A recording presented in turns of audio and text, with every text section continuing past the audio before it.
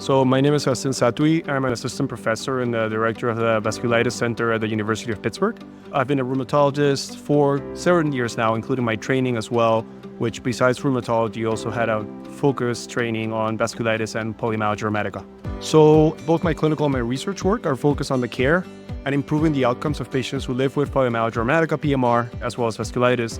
So why this matters to patients is because the work that is focused on the care is not only improving the outcomes from the markers, but it's improving the quality of life of patients.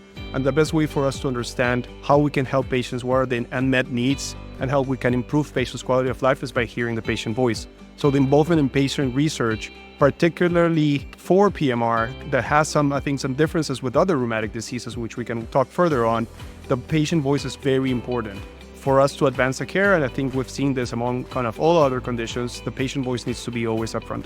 Now, can you tell us, what can patients do to help themselves once they are diagnosed with PMR? I think patient education, self-education is crucial.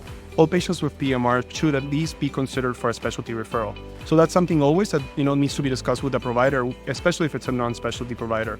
I think there are other things that we need to act upon and get more information, which regards to physical activity as well, which is something that certainly empowers the patient, but at the same time, we know that in other chronic musculoskeletal conditions can have good outcomes. PMR should not be an exception, and we know that this is the case as well for older adults. So I think education, communication for the providers, talking with other patients, and again, if there's an option, participating in research, which certainly advances the care in the field.